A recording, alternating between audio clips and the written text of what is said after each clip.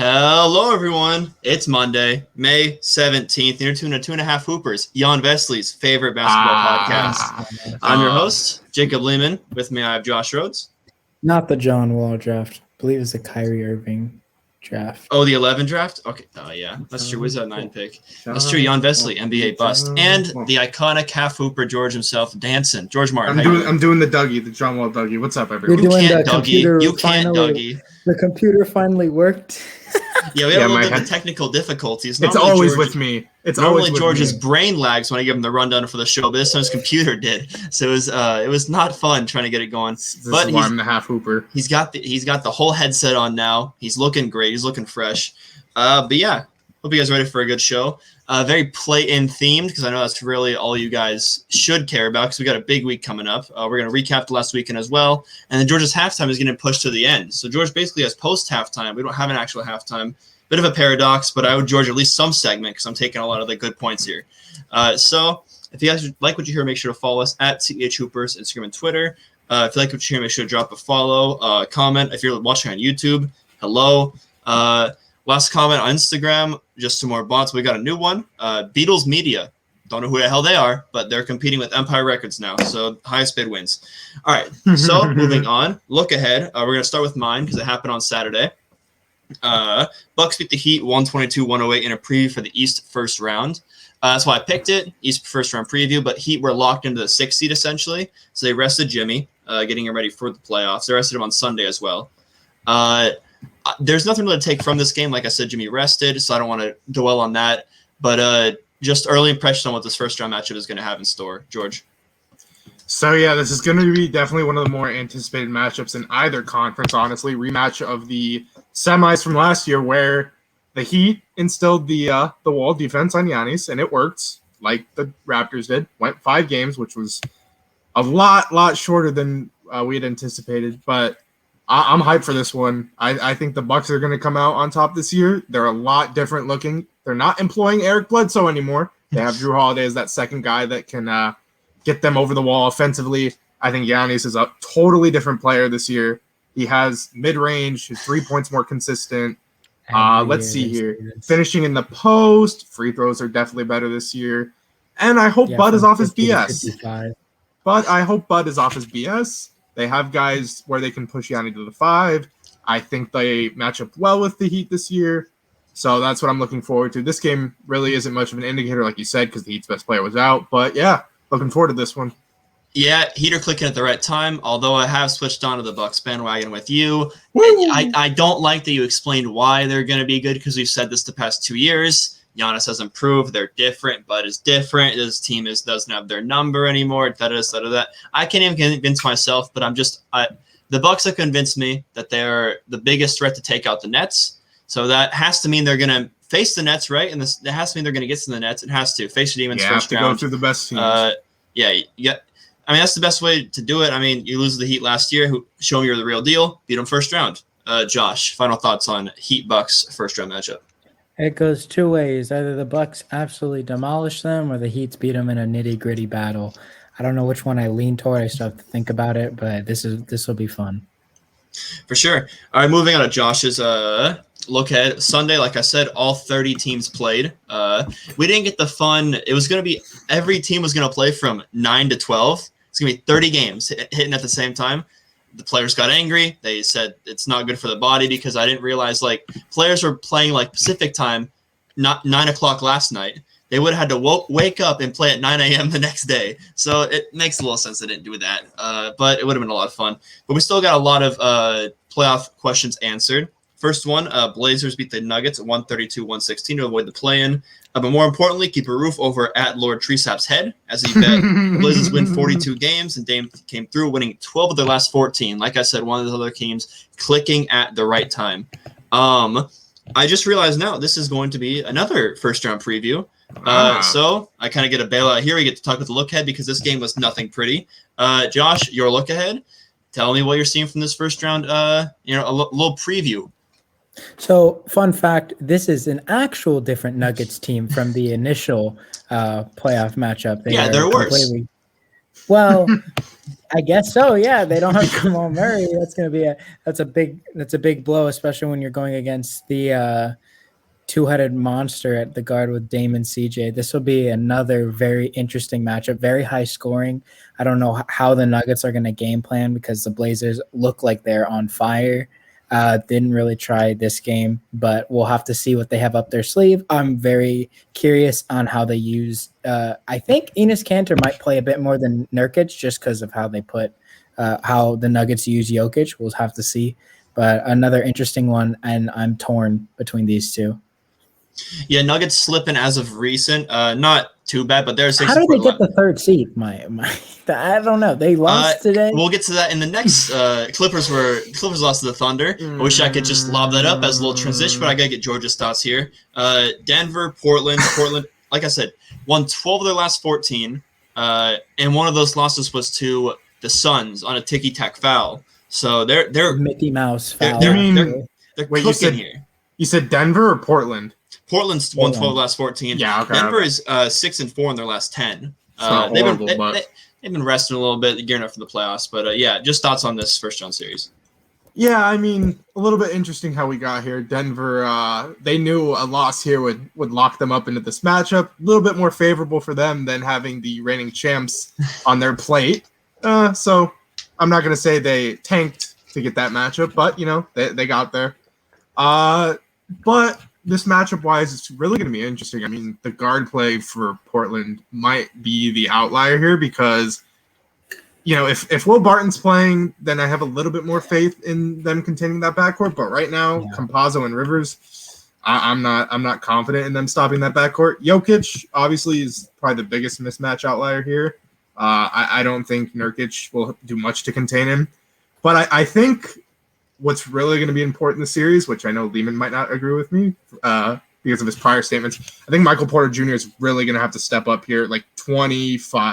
I apologize. I apologize. I know MPJ. I know he's important. I just don't know if he can step up. But with the Blazers, lack of wings, Rocco is fine. I don't think he's anything spectacular. He was more of a team defender when he was in Greens. When he was in Philly, he was more of a team defender, Rocco. But yeah, I think this kind of has to be the MPJ show-out series, like 25 points a game if they want to have a chance to beat Portland. I don't know what you guys think, but I'm kind of there. This has to be his rise to shine moment. Well, I know it's weird saying that the runner-up MVP is the second most important player in the series, but Will Barton's big. Like, he's huge. If they have him here, I take Denver. If they don't, I take Portland. Will Barton is one of their only guys they can stick on one of the three of either Dame, CJ, or Norm Powell to try and at least stop a little bit. I mean, we're making fun of the Blazers. Rocco's looking behind him. He has no one. I mean, you got MPJ. Aaron Gordon's solid. He's great. He's a great defender too. So you have Will Barton, you have Aaron Gordon. Then Campazzo on Dame Lillard. So I don't know about that. We'll definitely get a lot more into it when we do our playoff. Aaron Gordon on Damian Lillard.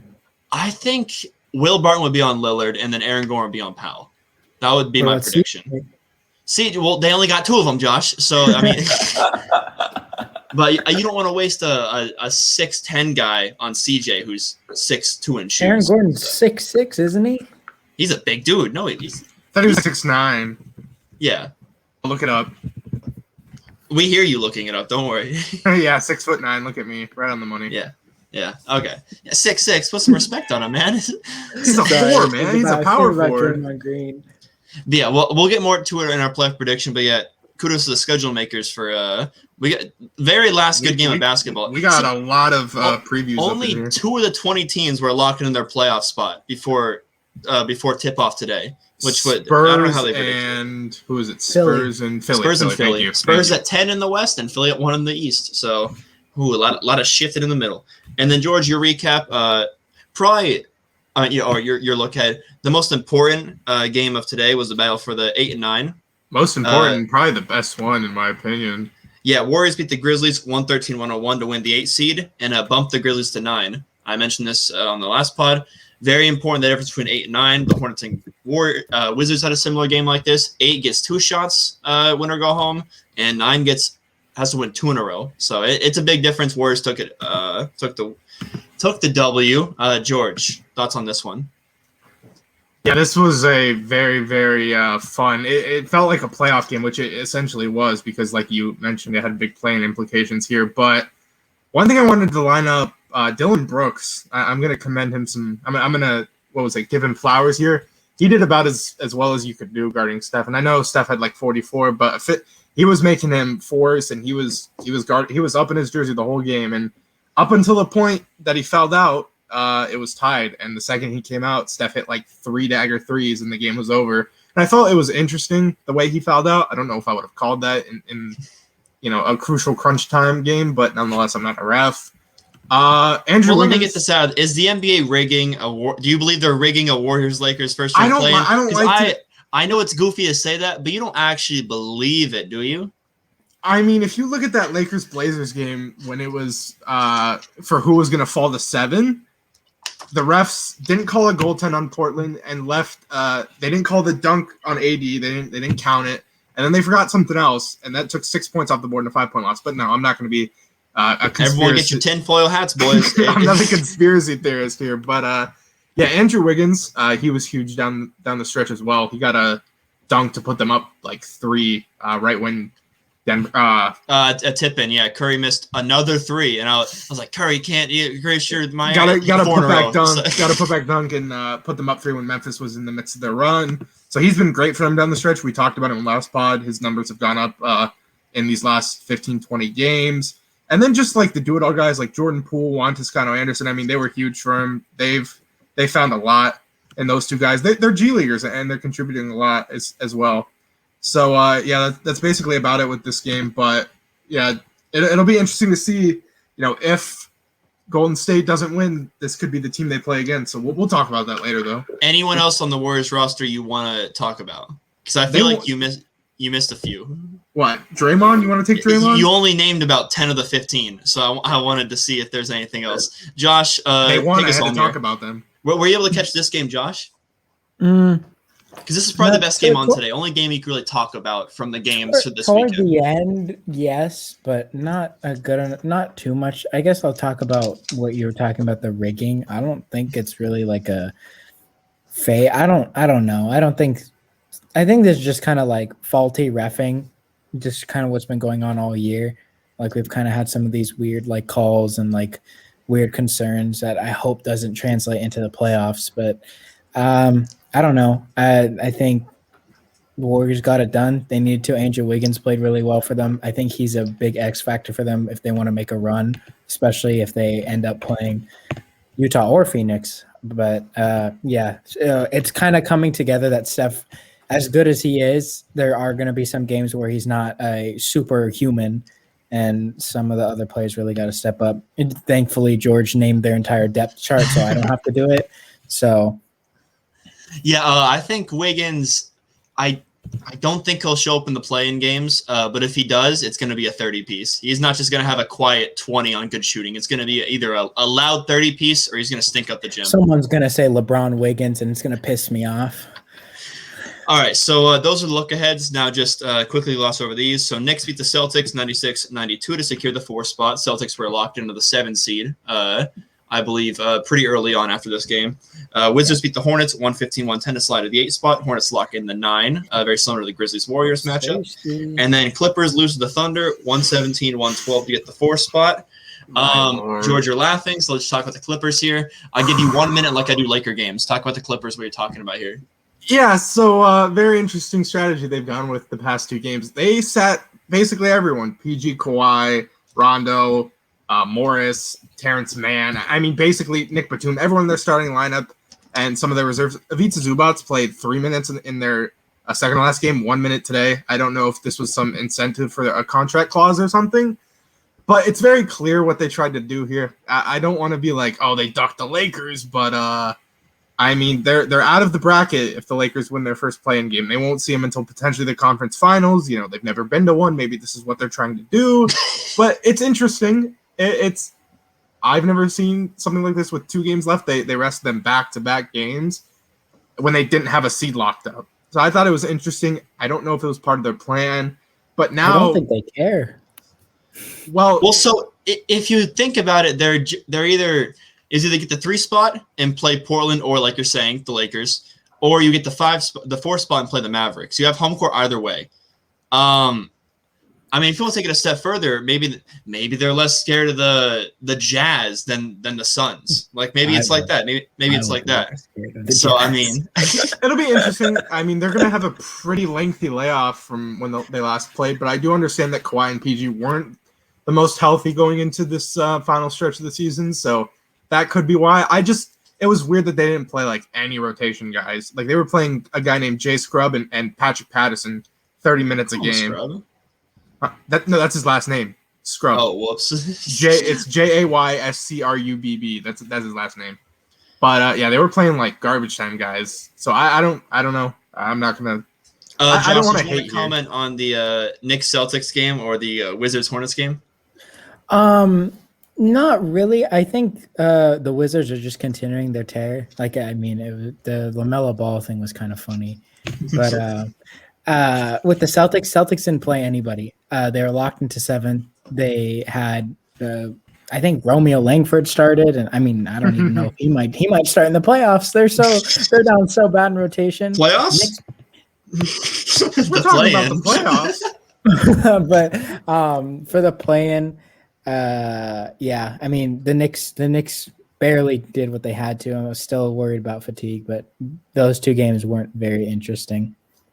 Yeah, so final thoughts on just everything before we get to our predictions and stuff.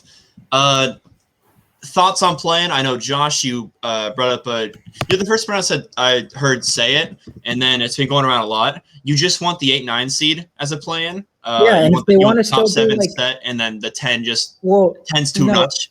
No, if they want to do like 8-9 is probably ideal, but if they want to do like the whole seeding thing and mix it up, they can do 6 through 9. There's no reason to put 2/3 of the league in a potential place to make it to the playoffs. That just ruins the whole aspect of it. I think your point of 7 secured is perfect, just because in this play-in year there was only the 7 seed was like I believe 2 games or more ahead of the 8 seed in both conferences, and the 8 through 10 was like crazy jumbled. Well, you can do like a seeding thing, like if they're less than 2 games or something like that, they're locked. I think you hit it on the nose. They're just only. I think you need to lock in 7 of your 8 in each conference, get to the playoff spots. That way they're not freaking out like Brian and Luka, although it was funny. George, have you changed your mind on any plan stuff? What's your overall thoughts on what we saw today with all the fun, and then what we're gonna see this week?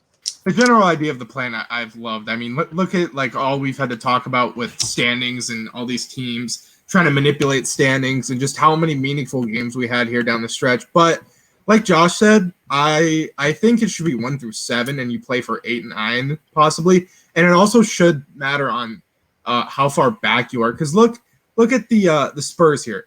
They are 9 games back from the 7th seed and 5 games back from the 9 seed. So I just feel like I don't know if you should really have 10 teams. I mean, are they really worthy? If they do beat the 2 teams? Well, they got to really mess around when your Pelicans started throwing games. I mean, if Spurs were in a dire situation, maybe they're only 2 games back from the. Well, no, actually, they were just getting blown out the water because they're so. You grab your tinfoil hat. What are you saying? The plan was made so the Pelicans could get in because they suck. Well, it was last year, Hunter. There's no tinfoil hat. In the bubble. In the bubble, that was no tinfoil. That's a backwards hat. Adam Silver's smoking a joint. He's saying we're gonna get Zion in these playoffs. He was so excited, and then I think he rested Zion. I think Zion got hurt or something. Bubble Suns. Yeah, they sucked. But yeah, the bubble the plan this year was just because of COVID.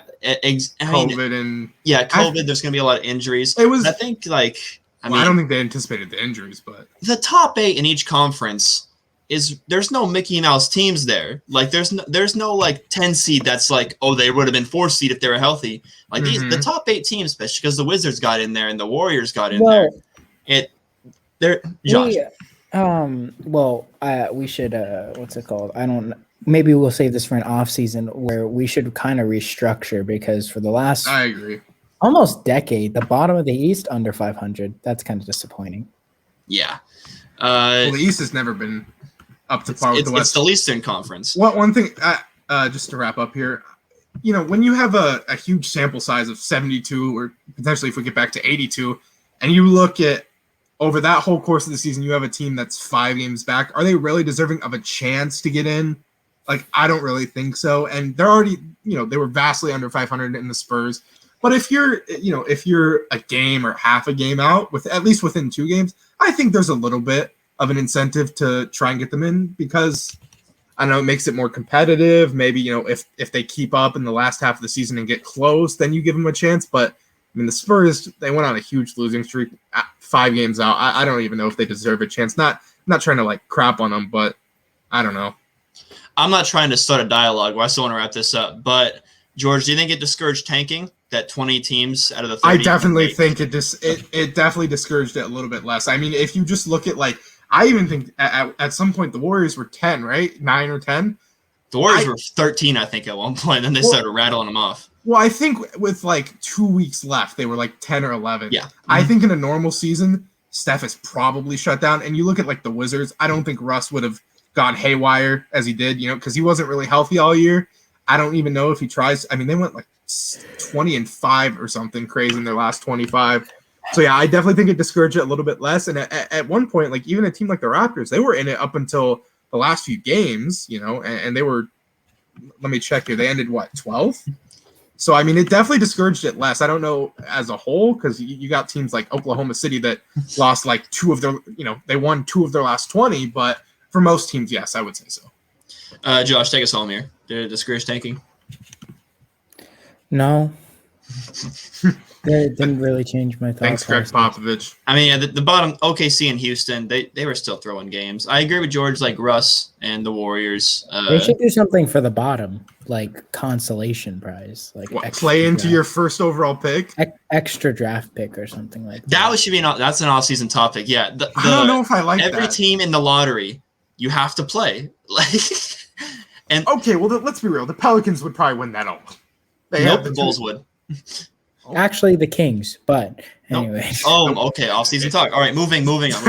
All right, so after today, there's no regular season games. Here's where every team fell. So in the West and the East, we got 6 solidified, and then we also had the play-in. So West, Jazz, Suns, Nuggets, Clips, Mavs, Blazers. So the matchups we know are Nuggets, Blazers, and Clips, Mavs. In the East, Sixers, Nets, Bucks, Knicks, Hawks, and the Heat. So matchups we know are Bucks, Heat, and Knicks, Hawks. So we're not going to talk about that right now. We'll probably do that once the whole stage is set after the play-in. So let's talk about the play-in right now. So the schedule goes as follows. Tuesday, Hornets play the Pacers, and the Wizards play the Celtics. And then Wednesday, Spurs play the Grizzlies, Warriors play the Lakers. And then Thursday, it's the battle for the East. The East number 8 seed. So game 1 winner plays the game 2 loser. That's kind of how you have two opportunities to get into the 8 seed if you're a top 7 or 8 seed. And then Friday, West battle for 8, game 3 loser, and game 4 winner. So let's get some predictions going. So we'll start back to the top here. So Hornets Pacers matchup of the 9 and 10 seed. I think we're forgetting a segment. What? We're doing the halftime last. Halftime's last. Did not know that. Okay, continue. Oh, man, I bet listeners do. I said in the intro. Sheesh, all right. If you caught it, comment it. No, all right. So, Hornets, Pacers, battle of the 9 and 10 seed. Just so I know, honestly, because I keep forgetting, 7 and 8 play each other. 9 and 10 play each other. Winner of 7 and 8 becomes a 7 seed. Winner of 9 and 8 or 9 and 10 play the loser of the 7 and 8 seed. Winner becomes the 8 seed. So, this is the 9 and 10 seed game. Hornets versus Pacers. Who you got, George? I have the Pacers. Okay. Just through and through with their roster. I think they have a better overall roster. And LaMelo has been struggling. I think he returned a little bit early from his wrist injury. It's kind of seemed to affect him. And their center rotation, might be one of the worst in the league. I know. Some respect on Zeller's. Lehman likes Zeller, but yeah, if Sabonis and Turner are healthy, which I don't know, and Brogdon too, because Brogdon's been out, I think they take that game. Yeah, LaMelo today, 19, 7 and 5 on 33% shooting. So he's shot chucking without Gordon Hayward. I don't think they're gonna have Hayward back, so it's gonna be a lot on LaMelo and Terry. Josh, you got Pacers, Hornets.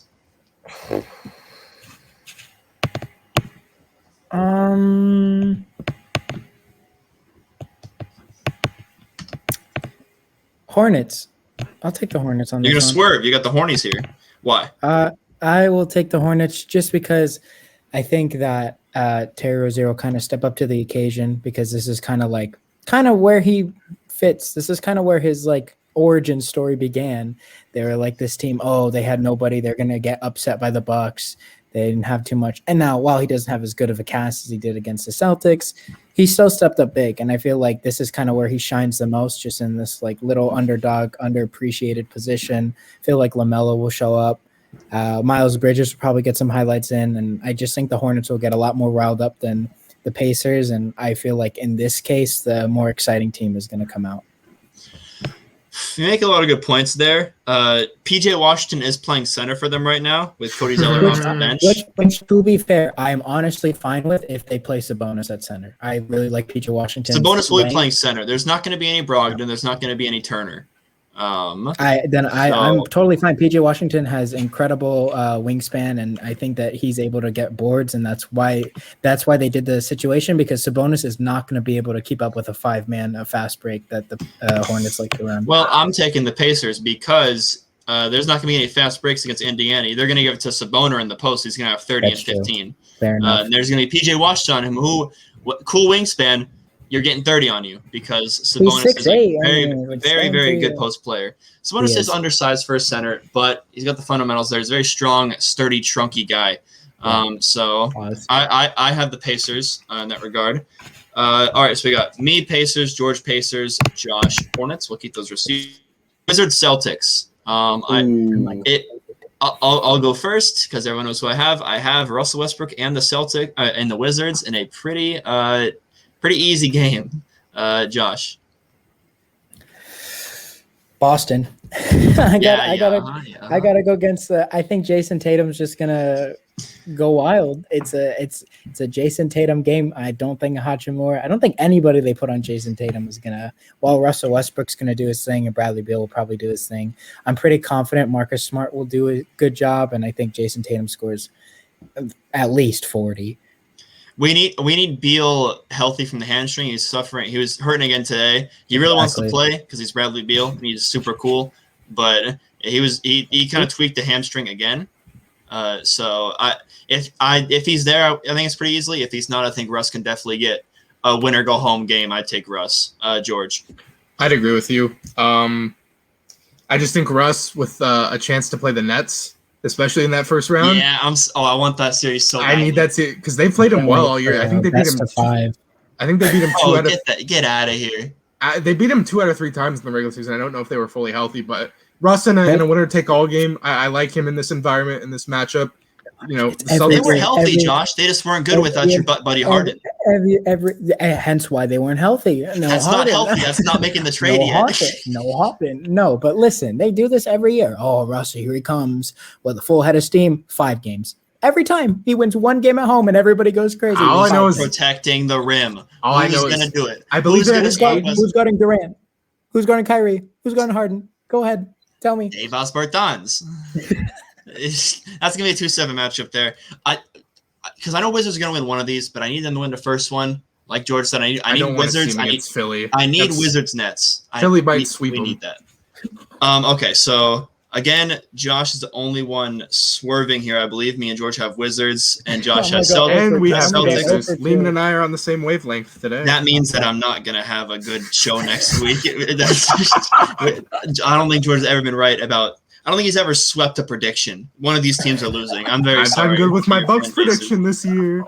Going to Wednesday, so we'll have time to update our predictions if we have a change of heart because we have a show on Tuesday. But on Wednesday, we're still going to give predictions right now. So Spurs Grizzlies, 10 seed and 9 seed. Grizzlies obviously have home court. Josh, who you got? Grizz. This one's not close. You know, I tried talking myself into the Spurs. Oh, they don't miss the playoffs normally. They have Greg Popovich.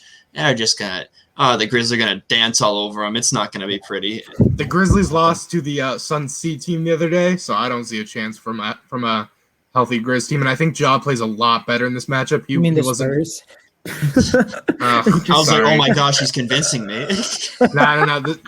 No, I said the Spurs lost to the Suns. Yeah, you said the C-team. Grizzlies lost to the I'm Suns. sorry. The Spurs lost to the Suns C team a few days ago. Crazy. And Ja wasn't very good in the Warriors game. I think he steps it up and has a bounce back game and takes the Grizz home. So since this is the first one we all agree on, can we give a chance the Spurs have of winning just because it is Popovich and we don't want to sound like complete jackasses? I give the Spurs 25%. Yeah, I said 30. 30 was mine. 25. So. Oh, George, big Spurs guy over here. Hoorah. Oh, wow. Right. 5% more. Yeah. Moving on to the whole reason the plane was invented, or the updated reason, after Zion missed the playoffs. So we got Warriors, Lakers. Damn guy. Like we mentioned, the Blazers and Mavs won pretty handedly against their matchup, so they keep the Lakers at 7 due to tiebreaker rules. Lakers have home court against Steph Curry and the Warriors. I'm going to start with George here because he's pretty impartial with this one. Yeah. I saw Valanciunas pour 29 and 16 on the Warriors. AD is going to do unspeakable things. Hopefully 20-point game. Although, you know what? Probably going to piss us off and be closer than it needs to be, but I got Lakers. Josh. I'm kidding. Of course. I'm going to take LA. This isn't a question. Okay, but we have LA making the playoffs, but are they going to win this game? LeBron James, Anthony Davis, they're mad that they're in this place in the first place. LeBron's going to puff a cigar, play 30 minutes. They'll be up by a lot. It's no bit like, oh my, you think Andrew Wiggins, like, really put this in your head. Like, as much as we clown on LeBron, if Andrew Wiggins puts up like even 10 on him in the first half, the Warriors aren't going to score in the second. Well, no, I have the Lakers. Yeah. Yeah. But I mean, yeah, it's gonna be. Is it gonna be as fun as it's made out to be? Steph versus LeBron. Because Steph versus it's gonna be Steph versus Alex Caruso unless Steph starts cooking them. And Alex Caruso's I would say held his own. I wouldn't say done a great job, but he's held his own against some of the top guys. So I think they'll be fine. I think George just could put on us, but oh, look at the picture he left on too.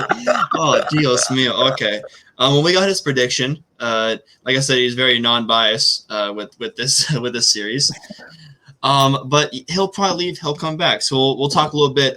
So Thursday, East battle for 8. So in our predictions, let's see. So it'll be the Hornets versus the Celtics, or for you, the Pacers versus the Wizards, correct? Yep. Yes. So, okay, so you made it easy. You picked the complete opposite of us. So I'll let you go first. So the matchup would be Pacers versus the Wizards. And I would absolutely agree with George's previous point there as he goes, or your point, I should say, that there's no way that the Wizards miss out on the playoffs. I think they take this one in a landslide. Yeah, this is the worst case scenario for me, best for you, because one of your hated teams goes out, and you're picking lesser of two evils, Russell Westbrook instead of the Pacers organization as a whole. I don't hate the Pacers organization. I don't know why you're just. I'll give a complete let's see, scenario. So if this did happen, if I was completely wrong, I would take the Wizards. I think we could agree there. George, if Wizards-Pacers match up and the battle for the 8th seed, who wins? I would say Wizards. Yeah, okay. Now, time for ours. So our battle for the 8th seed, George, would be Hornets versus Celtics. Who do you have? Or Pacers Celtics? Pacers Celtics. No, Hornets Celtics. Hornets Celtics. Right. Yeah, Hornets Celtics. Sorry. You're right. For me and George, it'd be Hornets Celtics. I'm going to take the Celtics there. Okay. I would take the Pacers. Not the Pacers. Yeah, I'd take the Celtics. I have my notes all wishy-washy. Holy hell. Wizards or the Celtics? Is it because the JT 45 bomb is coming? I don't think they have the wings to hold Tatum. And I don't know. I feel like the Celtics play the Hornets. I just feel like the Celtics will play them well. I don't know why. But it's Terry Rozier revenge game, man. Marcus Smart, put him in a dungeon, hopefully. Yeah, I'd have Celtics, and I'd rather see the Celtics play the Sixers than the Hornets. So, sue me. So West battle for 8, that'd be on Friday. Grizzlies would host, or the Warriors would host the Grizzlies. In our scenario, who you got, Josh? Warriors. I think 7-8 is kind of just locked in right now. Okay, George. I would take the Warriors again. They played them pretty well. I don't know if Steph has another lackluster game shooting wise against that same team. So yeah, I got Grizzlies.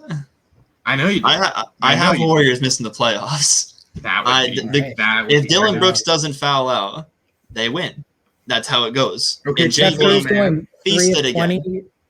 Steph Curry's going 3 of 20 against the Lakers. He's missing 2 shots against the Grizzlies. The Grizzlies have played. You're on the Steph out train, huh? They've played very well this last 2-week stretch, including a 19-block game against the Pelicans. Don't focus on the Pelicans, focus on the 19 blocks. And they played Steph very well today until Dylan Brooks fouled out. So I really think they're going to run out of steam here. I hope they don't, because I want to see Steph, give the Jazz hell. But it's such a boring series, Jazz Grizzlies. I would love to watch Jazz Grizzlies. Oh, just written it out. Would want that. Still, Mickey better do me a favor and bunch of casuals, bunch of absolute. You don't want to see Grizzlies Utah? I can't wait for Jonas versus Rudy Gobert. Wow, Giannis would give him hell. Oh, he would cook you. He would cook Rudy. That'd be giggles. So I got Grizzlies. You guys got Warriors. So yeah, for the West, George, who you got 7 and 8? You mean this final? Lakers? Like final? How's it gonna end? Lakers and Warriors. Yeah. Okay. And I both have Lakers Warriors. And I have Lakers Grizzlies. And then for the East, who do you have, Josh? I have the Celtics Wizards. And George? Wizards Celtics. Wizards Celtics. Okay, so me and George agree on the East, disagree on the West.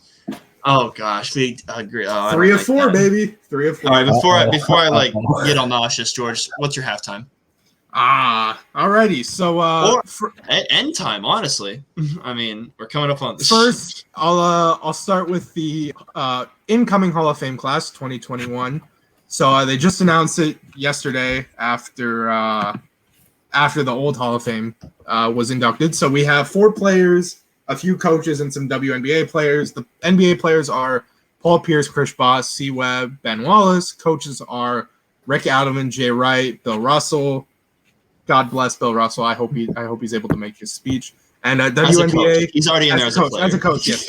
And WNBA, Yolanda Griffin and Lauren Jackson. So what I wanted to ask you guys, yes, sir. Do you think those 4 NBA players are deserving? And then just some general thoughts on guys you want to see eventually in or you thought were snubbed.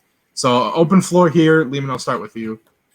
I think we've been talking about Ben Wallace a lot. You say it every time I bring up Rudy Gobert. How is it? Ben Wallace, he's going to make the Hall of Fame because Ben Wallace is going to make it. I finally got it.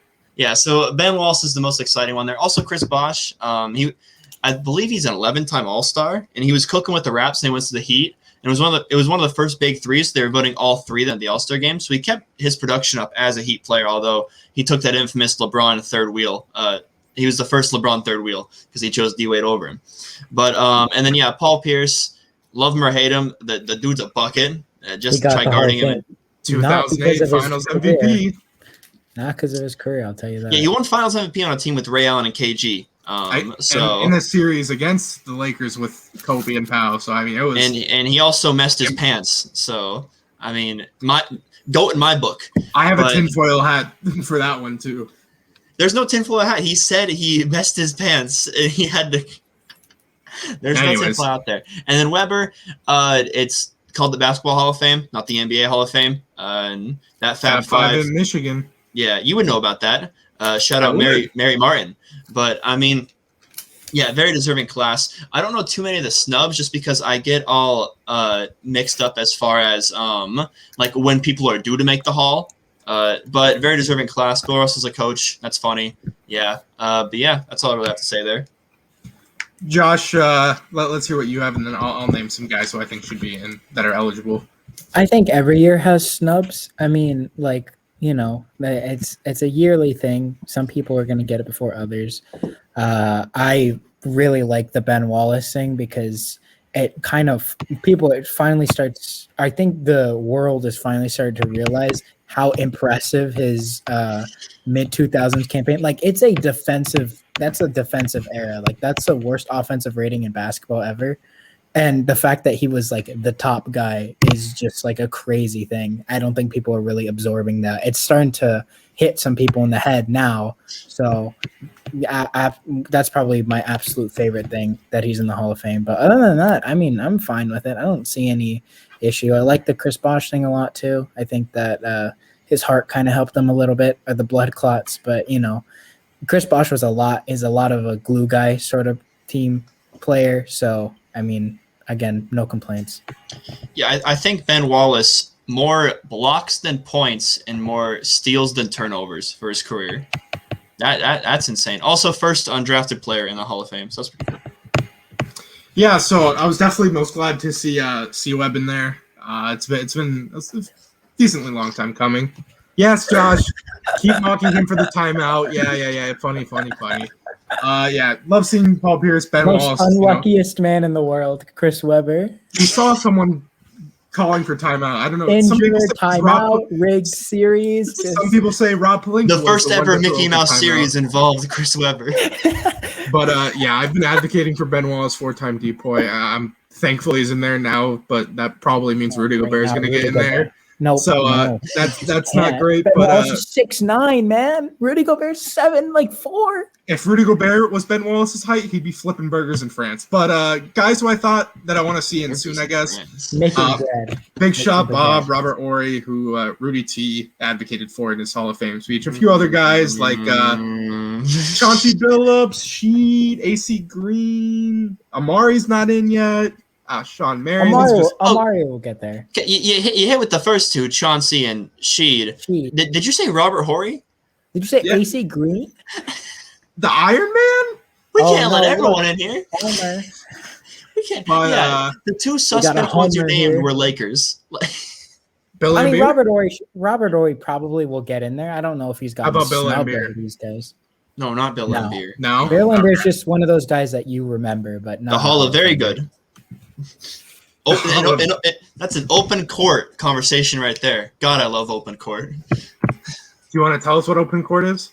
It's an NBA TV series where they used to have all those like players on, and Ernie would host it, and they'd be like, "So like, what are we doing here?" And Shaq would be like, "Steve Nash shouldn't have 2 MVPs." He's like, "Shaq, we're talking about the '80s." He's like, "Steve, I have 1, Kobe has 1, Shaq, Nash has 2. Doesn't add up. I'm like, "What the fuck? What's going on here?" Shaq's therapy session. So, yeah, exactly. Yeah, heading into our final segment now, recapping the 2020 induction, which happened before they dropped the 2021 nominees. So yeah, I'm just people nominated or inducted, I should say. Kevin Garnett, Tim Duncan, Kobe Bryant, Late Great, Rudy T, Tamika Catchings from the WNBA, Kim Mulkey, what is she? She was a college head coach at Baylor, and then a few other some coaches, some like NBA executives. Anyways. But moving on to the big three, the big name three, Kobe, TD, and KG. We're just going to talk about them, their careers, favorite moments. Josh, I'm going to start with you. I know you love to use KG in 2K, and he's one of your more favorite trash talkers NBA players ever. So few good memories, funny moments. Trash talker in NBA history. Always. Whatever you want to tell us about him. Let's hear it. Well, first of all, I love how the inductees can have the top 2 best power forwards of all time. That was kind of cool. It's very fitting. You're taking the second best power forward of all time, and I get to take. Oh yeah, of course, yeah. So I don't remember Dirk getting. No, I'm kidding. Probably my favorite, beside the trash talking and just the normal. Everybody knows the stories like the Happy Mother's Day and the Charlie Villanueva incident. My favorite Kevin Garnett moment. Probably I learned this about a few months ago. So when Austin Rivers, he was still in Boston. It was 2012, I believe. Austin Rivers was in his final year of high school. Doc brought him to a lot of the practice with like the bench guys and kind of see what NBA practice is about. And Austin Rivers came in one day hot, and so he just started shooting. He started calling out all the starters. He called out Paul Pierce. He put 5 on Paul Pierce straight. 5-0, and then he played Kendrick Perkins because I guess he's like the wall guy. Like you play Perk, you win, according to Kevin Garnett. He beat Kendrick Perkins 5-1, and he rolled the ball to Austin Rivers rolled the ball to Kevin Garnett's shoe, and he said, "Check up." And then Kevin Garnett let him start, obviously, a little mess around. And then Austin put one bucket on him and like did something. I don't know what. Fast forward 2 minutes later, Kevin Garnett put 5 on him straight away. And then Austin Rivers was so mad that Doc Rivers had to take him out of the gym personally and put him in like the car. And I think that's Put so the seatbelt funny. over him and everything. Yeah, because it's like a perfect Kevin Garnett moment. He's like, okay, fine, like I'll mess around with the kids, and then all of a sudden, here we go. Like he just super competitive, no matter what he did. Absolute ferocious human being. I genuinely don't like. I think he would be a serial killer if he wasn't 6'11", with a smooth mid-range jump shot. But one of my favorite, probably my favorite power forward of all time. Not the best, but one of my favorites. So, Lehman, you can take Tim Duncan. You can take some of Kobe. I don't care because you know what route I'm gonna go. But who do you want to talk about? What do you want to say? Well, greatest power forward of all time, obviously, and then KG and Timmy D have always been joined at the hip ever since the whole Mother's Day thing. It's only right they go into the hall together. I just a few. I'll rattle up a few. Like Josh had a really good lane story. I'm just gonna pause. I'm just gonna name out like a few interesting tidbits about him. One, he went to college for 4 years because his mom told him to, and he promised her he would, even though he just went for 4 years. That's why his career was even shorter than it really could have been. He played for 17 years. He was gonna be a swimmer, which is just really funny to me because he's huge. Pause. Don't get your mind out of the gutter. Everyone knows, Tim Duncan doesn't show emotion, but he got kicked out of the game for laughing. That's always a fun one. After the 2007 finals, him and LeBron linked up, and he said, thanks for letting us have this one because it'll be the league is yours now. And he didn't win until 2014, and LeBron went on a tear, as we know. Ended up beating LeBron in 14. But yeah, I mean, it was what the Spurs were. The Spurs were nothing before he got there. It's not as much of they weren't winning too much, even with David Robinson winning MVPs. Yeah, it's kind of like a New England Brady Belichick thing. Although I think Papa's a lot better than Belichick, even though they're both the GOAT coaches. But yeah, just a lot of good Timmy D memories. My favorite thing about him though is that he didn't get a farewell tour because he didn't want one. He just kind of went out. He didn't announce he wasn't retiring. He didn't announce he was retiring at all. Everyone's like, maybe he is, maybe he's not, but who knows? Everyone thought he was coming back. Yeah. The last series was the Clippers series, right? With the lost in 7. With the Chris Paul shot, yeah, I believe. Yeah. So yeah, he dipped out. He went out in his Tim Duncan way. All right, so I'm gonna finish it up here. I guess I have a lot. Kobe was my favorite player ever. There's no hiding that. But my favorite memory, no doubt, is when they beat the Celtics in 2010. That's like my first ever basketball memory when he stood up on the table, arms out in reach, and before that he ran down the court, threw the ball up, all that. But yeah, just his toughness and how he approached each day. Just that Mamba mentality. I know people like to use a lot, but I mean, he grinded 4 a.m.s, 2-a-days, 3-a-days, and then just the stories Vanessa would tell, at his celebration of life. And what are you guys talking about? But she said like he would go to practice, then pick up take the kids to school, pick them up, have another practice, all that. And her story at the Hall of Fame speech really just who he was. In his final season, I was lucky enough to go to a game and actually, get a photo with him. But she said how it's a pretty good photo. I was way too young, but he never wanted to take games off because there was people who would save up to see him, and he never wanted to let him down because when he was a kid, I think she said that he went to go see MJ, and MJ wasn't playing, and he was devastated. I don't know. I don't remember. I might be thinking wrong. But just that, how dedicated he was, how much he loved the city of LA. He was transcendent icon. And then a funny one, you guys probably know this, but Shaq at his funeral talked about a story where, I think they were in the playoffs and Kobe really wasn't passing the ball or just taking too many shots. And Shaq said, there's no I in team. And Kobe responded with, yeah, but there's an M-E in that. MFer. Yeah, you guys know. But I just thought that was funny. Just the attitude he had. He was out there to kill every single night and went at it 100%. And yeah, there's not too many, we call them like psychopaths. Like him and MJ were like psychotic about winning and how they approached each day and each game. And there's not too many people like that anymore. So I just appreciated how he played every game. Yeah, he should be in the Hall just because girl dad. He was a good dad. He was sick. Is that halftime? Yeah, then that was just all Hall of Fame talk. Just wanted to not a whole lot going on besides isolate it because that was basically the biggest thing that happened this weekend. All the news really that came out was just surrounded about the plan that we already talked about. And yeah, great. Like next year's class is good. Like Kobe, Tim Duncan, KG, and Rudy T. Yeah, I think. Yeah. So this is probably the most stacked one that I've ever experienced. I think maybe MJ's class I heard was pretty good. I think what was it, 09 or something? I think that one might have been stacked. The LeBron class comes in. Him and Steph gonna be in the same one. We'll see. I think LeBron's playing longer. But yeah, halftime that was a beauty. I almost teared up. But I don't really know where to go here because there's no look ahead. Which are you guys more excited for, Hornets Pacers or Wizards Celtics? Wizards Celtics for sure. I can't wait to see I got a thing. Okay, we'll get into this more. What playoff team is going to make the playoff story? We get a team with a playoff story. Almost every year we had the Miami Heat last year. Year before that, I can't even remember. Raps? But Raptors even, yeah. I mean, Raptors. What do you mean playoff story? Like, who's the team that we're gonna be most surprised with? Okay. The result, like they're like the playoff team, like that we remember. Beside the champion, I have a dark horse one out east. Even though I think the Knicks, I'm going to contradict myself here. I think the Knicks would probably win their first round series, but I could see the Hawks doing some damage. I don't know if they beat Philly, but they could have an improbable run. I mean, they have a very sneaky, underrated defense. They have a really, really good offense with Trae Young and company.